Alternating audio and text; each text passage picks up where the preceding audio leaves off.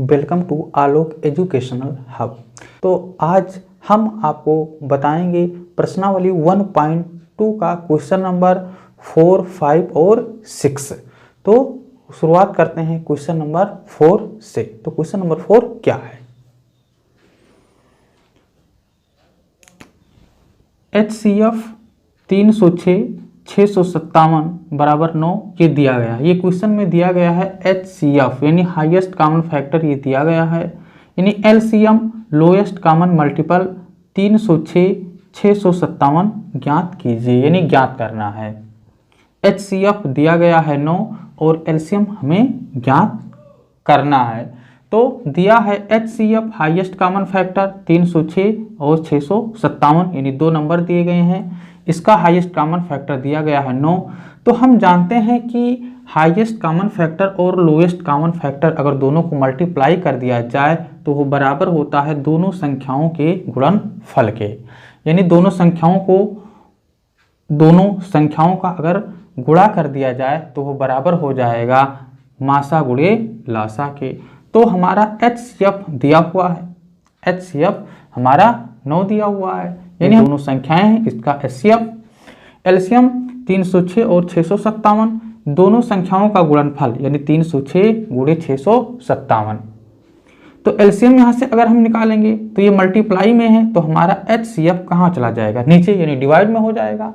तो 306 और 657 बटे HCF का मान दिया गया है 9, तो नीचे 9 हो जाएगा। 306 गुणे 657 बटा 9, इसको हम डिवाइड करेंगे तो 9 त्रिक 27, 3 बचेगा और 9 चौक 36 यानी 34 आ जाएगा। 34 गुणे 657 इन दोनों नंबर को हम मल्टीप्लाई करेंगे तो 22,338 आ जाएगा। अतः LCM 306 और 657 का LCM हो जाएगा 22,338। क्वेश्चन नंबर 5 है, जांच कीजिए कि क्या किसी प्राकृत संख्या n के लिए संख्या 6 पावर n अंक 0 पर समाप्त हो सकती है।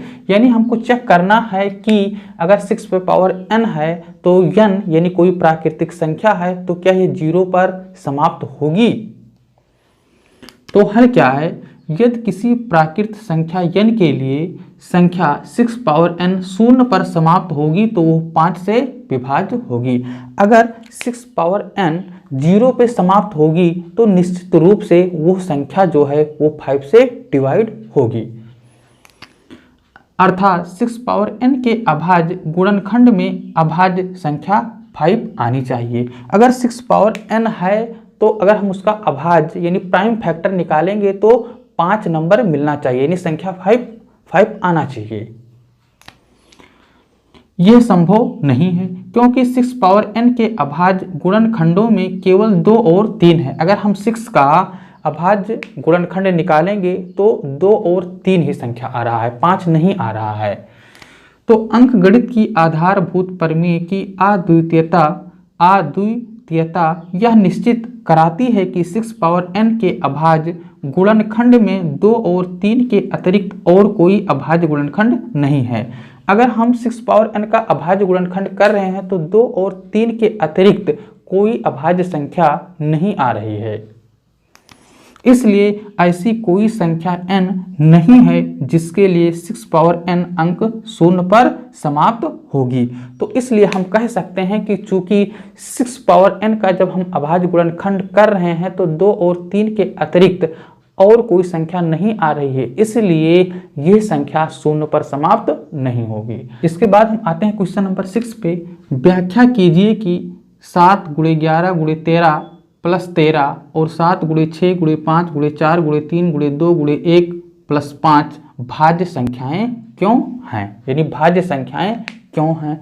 तो भाज्य संख्याएं उन संख्याओं को कहते हैं कि ऐसी कोई संख्या जो एक और स्वयं संख्या के अतिरिक्त अन्य और संख्याओं से वो विभाजित हो जा रही हैं, डिवाइड हो जा रही हैं, तो उसको हम कंपोजिट नंबर यानी भाज्य संख्याएं कहते हैं। तो अब हम इसको ऐड करेंगे, मल्टीप्लाई करेंगे, उसके बाद में ऐड करेंगे। तो 7 को 11 से किए तो 77 हो गया, गुणे 13 प्लस 13, इसको गुणा करेंगे तो 1001 प्लस 13, 1001 को 13 में अगर हम जोड़ेंगे तो 1014 आएगा। अब हम 1014 का प्राइम फैक्टर यानी अभाज्य गुणनखंड करते हैं, तो ये 2 से डिवाइड हो जाएगा। 507 आया, किससे होगा? 3 से होगा। 169 आया, ये किससे होगा? 13 तरह 169 यानी 13 आ गया। 13 किससे होगा? 13 से ही होगा।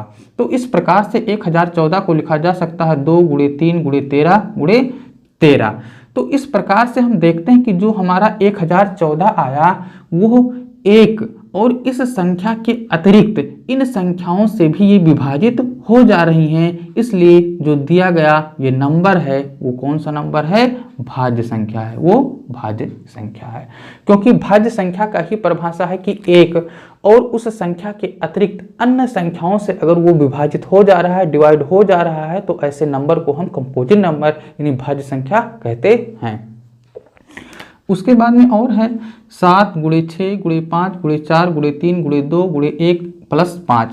अगर इसको हम गुणा करेंगे तो 7 × 6 = 42, 5 × 20 और 3 दूनी 6 × 1 हो जाएगा +5।